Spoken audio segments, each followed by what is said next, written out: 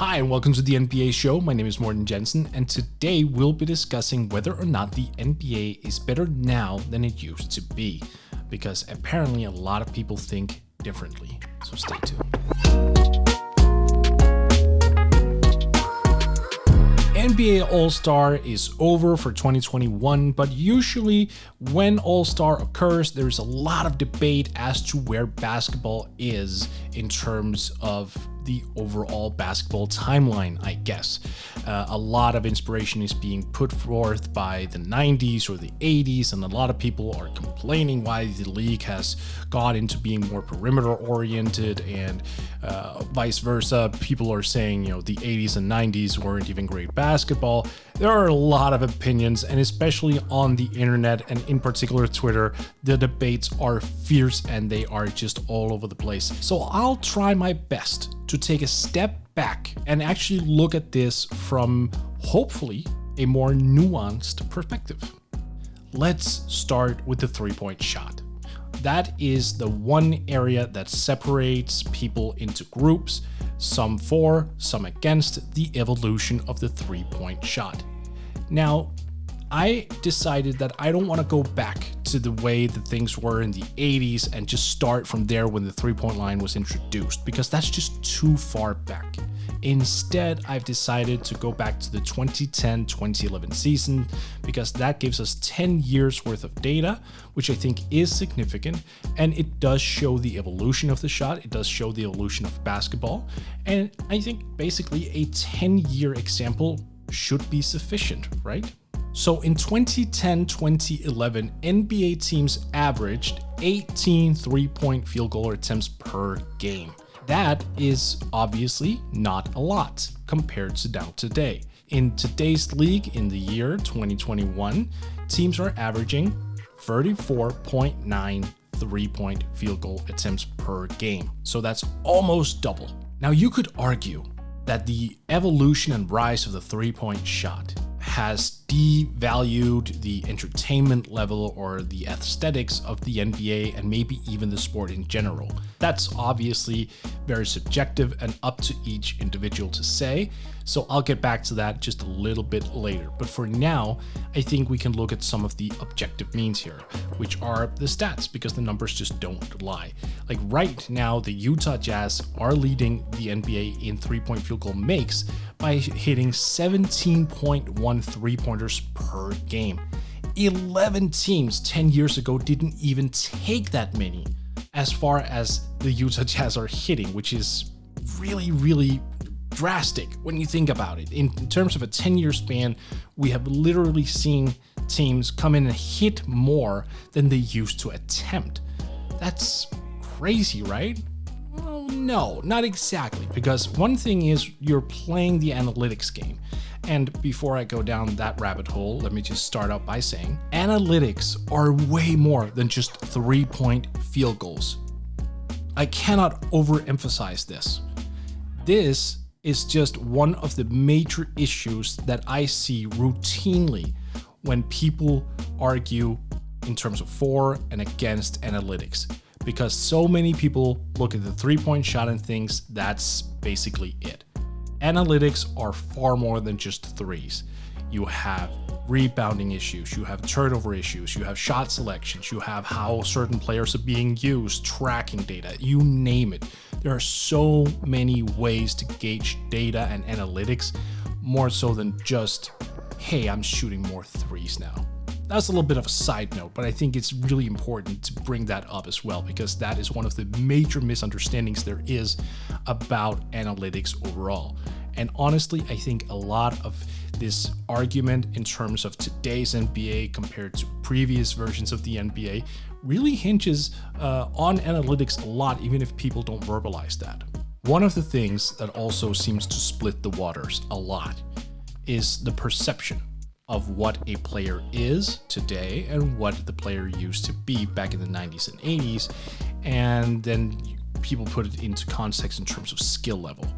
Now, this is where I just have to be upfront. There is a wrong answer to this. This isn't one of those in the eye of the beholder kind of scenarios. If you are under the impression that players in the 80s and 90s on an average level was more skilled than today's NBA player, you're wrong. I apologize, that's not to be crash, but you're just wrong. NBA players today are far more skilled, in great part because of the 80s and 90s.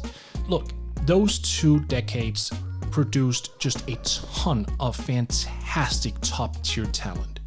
Michael Jordan, Charles Barkley, Patrick Ewing, Hakeem Olajuwon, John Stockton, Magic Johnson, Larry Bird. It goes on and on and on. And you know what? Those guys became icons. Because in the 80s, that's when the league started gaining that traction. Then that's when it kind of started to seep into the consciousness of not just America, but the world at large. Culminating, of course, in 1992 in Barcelona with the Olympics and the Dream Team. So there's a lot of inspiration being taken from those guys, which for players today has been an asset. They are taking what they were taught by those guys by watching them every single night, and they've applied it to their own games while also putting their own mark on it. This holds true in virtually every field we know. Marketing, research, technology, it's basically built on something and then improved. Sports, they're no exception.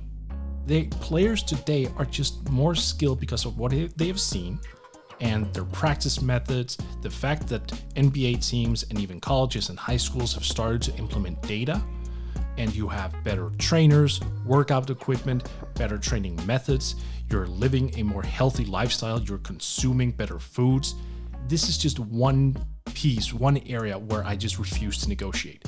The average skill level of NBA players in today, 2021, is better than it was in the 80s and 90s. No contest. You could argue the top tier talent, like in terms of who was at the top of the league at certain points, that's a whole discussion I'm not going to go into.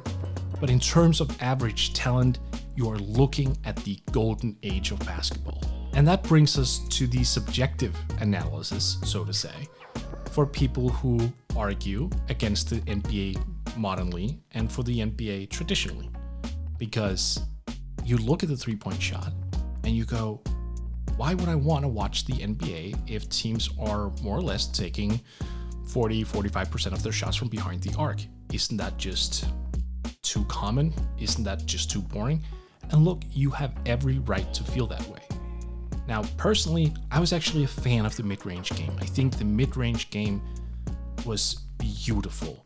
The way that you could manufacture shots from within 10 feet or between 12 and 16 feet that culminated in fadeaways, pull-ups, spin moves, every type of shot that you could possibly think of in that little in-between space, that was art. That was absolutely art. Watching Michael Jordan and Paul Pierce create something out of nothing, tremendous, absolutely tremendous. So I'm actually a fan of the mid-range game from the perspective of entertainment. I understand that the game is different from the entertainment aspect though. I can appreciate when a team is analyzing itself and reaching a conclusion. Well, you know what? While it might be aesthetically pleasing to watch the mid-range game, we actually need to take better shots because we're not efficient from that area. Like, one thing is if you have Kawhi Leonard or Chris Paul on your roster, yeah, you can go nuts with the mid-range shots because they're savants of that area. Kevin Durant too, of course. But my point is this: if you don't have the personnel to carry an efficient offense from the mid-range area, obviously you're going to try to identify which areas you can be successful in. That kind of self-analysis, that kind of self-realization was just not a part of the 80s and 90s. A coach came in and said, here's how we're going to play it, and then the players had to basically conform to that coach's ideology.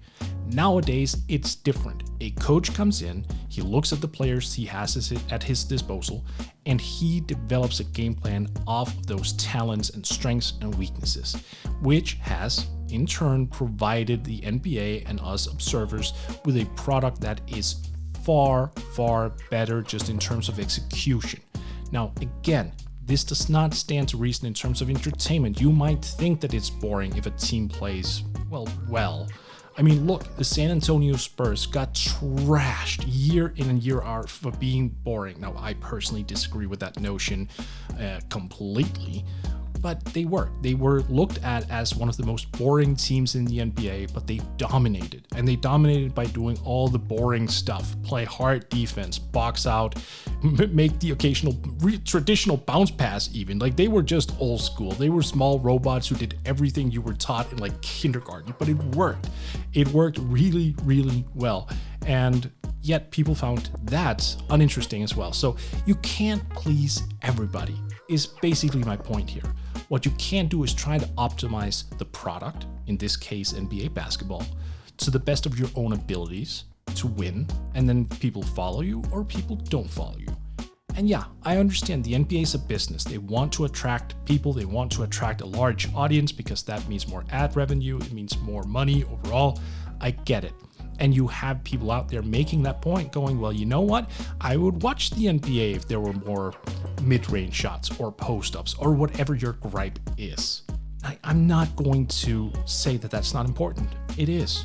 But at the same time, you also have to understand that a coach's role when he comes in is to put the best product on the floor. That coach is aided by numerous assistant coaches, developmental coaches, everything. And they make a plan. They look at all their players, they look at the data they have, and they figure out what is the best course of action that we can take so we can win. And if the answer to that question is, well, we gotta do certain things that won't be aesthetically pleasing, then so be it. Coaches aren't hired to be entertaining, they're hired to win. And players, to their credit, have grown substantially more serious about basketball, especially over the past 10 to 15 years. We have seen a major shift in how NBA teams scout players, what type of players they prefer, and how players prepare themselves for an NBA season. Nowadays, guys are living at the gym, in their training facilities, wherever they can get their hands on a court and a ball, they're there, including the summers. We're seeing a devotion to the game that's unmatched from any other era. But it's not just the players.